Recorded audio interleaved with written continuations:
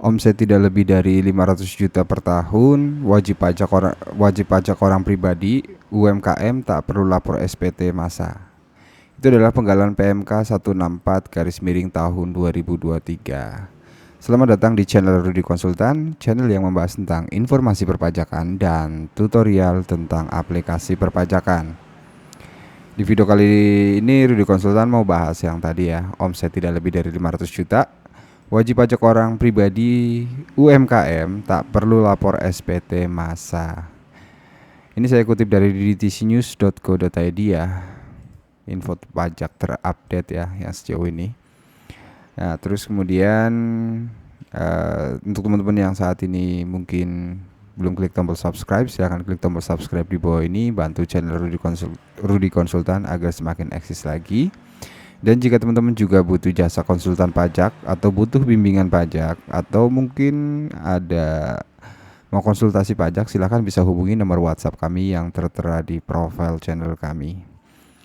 Nah, melalui Jakarta DTC News, Kementerian Keuangan menerbitkan Peraturan Menteri Keuangan atau PMK nomor 164 tahun 2023 guna memperbarui tata cara pengenaan PPh final UMKM dengan tarif 0,5% bagi wajib pajak UMKM beromset maksimal 4,8. Merujuk pada bagian pertimbangan PMK 164 tahun 2023 diterbitkan dalam rangka memberikan keadilan, kepastian hukum, serta mempermudah bagi wajib pajak yang memiliki peredaran bruto tertentu. Perlu diatur dan tata cara pelaksanaannya atau pengenaan pajaknya penghasilan yang jelas dipermudah bagi wajib pajak yang memiliki peredaran bruto tertentu. Itu adalah bunyi penggalan dari penjelasan PMK 164 garis miring tahun 2023. Nah, dalam pasal 7 ayat 2 ditegaskan bahwa PPh final UMKM harus disetorkan pada tanggal 15 bulan berikutnya, yaitu setelah masa pajak berakhir. Misalnya saat ini di bulan Januari tahun 2024, maka batas pembayaran untuk masa pajak Desember yaitu sampai dengan tanggal 15 Januari tahun 2024. Nah, sedangkan SPT masa PPh unifikasi yaitu harus dilaporkan maksimal tanggal 20 setelah masa pajak berakhir. Namun, kewajiban untuk menyampaikan SPT masa PPh unifikasi tersebut dikecualikan. Ini yang perlu teman-teman perhatikan ya. Dalam 1 bulan tidak terdapat penyetoran PPh final karena wajib pajak tidak memiliki penghasilan dari usaha.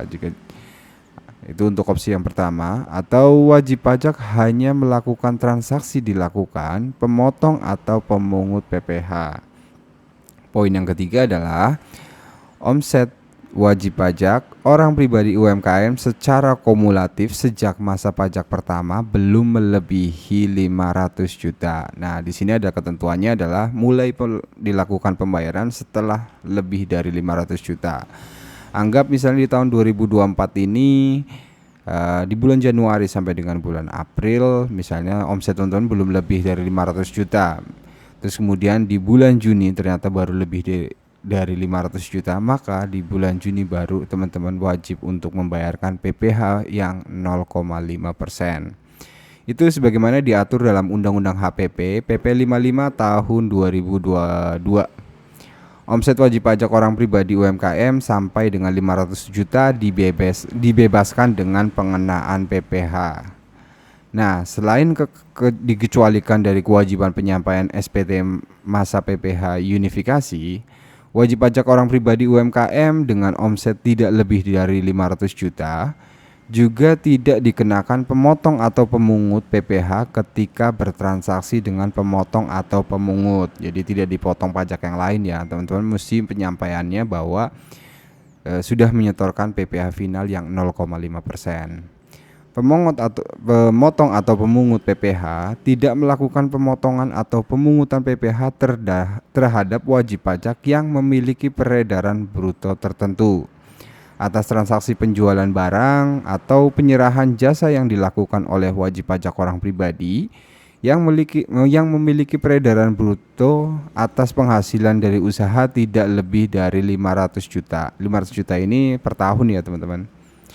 Terus kemudian agar tidak dikenakan pemotongan atau pemungutan PPh, wajib pajak orang pribadi UMKM dengan omset tidak lebih dari 500 juta harus menyampaikan surat pernyataan yang menyatakan bahwa peredaran bruto wajib pajak bersangkutan belum melebihi dari 500 juta.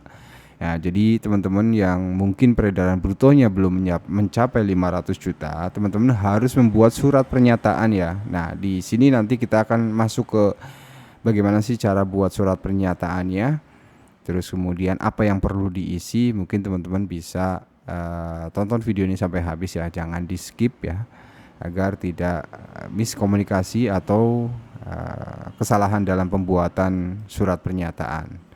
Nah, surat pernyataan harus dibuat dengan menggunakan format sebagaimana terlampir dalam lampiran PMK 164 tahun 2023 yang telah diundangkan pada 29 Desember tahun 2023 dan berlaku sejak tanggal tersebut. Nah, ini ya adalah formatnya ya, format untuk bagaimana cara membuat surat pernyataan.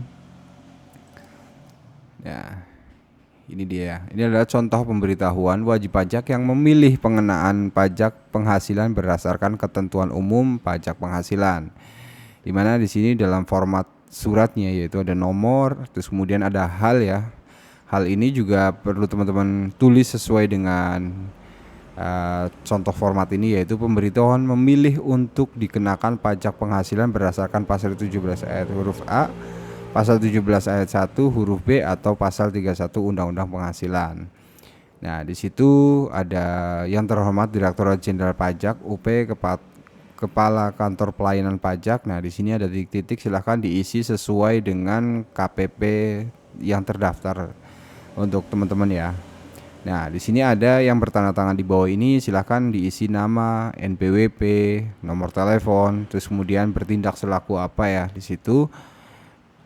Nah, kalau misalnya di sini ada nama wajib pajak dan nomor telepon ini sendiri adalah jika posisinya dari wakil pajak atau dari kuasa ya. Jadi yang di atas itu. Terus kemudian di sini baru nama WP-nya. Tapi kalau misalnya nama WP secara langsung, silahkan langsung diisi sini saja. Misalnya nama Rudi, NPWP berapa, nomor telepon, bertindak selaku wajib pajak gitu. Terus kemudian di bawahnya nggak perlu diisi lagi ya.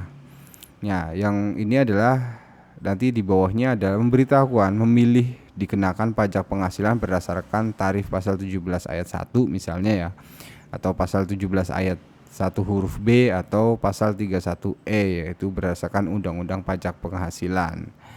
Nah, cukup surat untuk pembuatan surat pernyataannya cukup simpel ya, nggak terlalu panjang banget ya. Terus kemudian di situ ada demikian disampaikan, jangan lupa dikasih tanggal dan lokasinya dan tahun ya. Kemudian ya, dikasih nama WP wajib pajaknya atau si penanda tangan.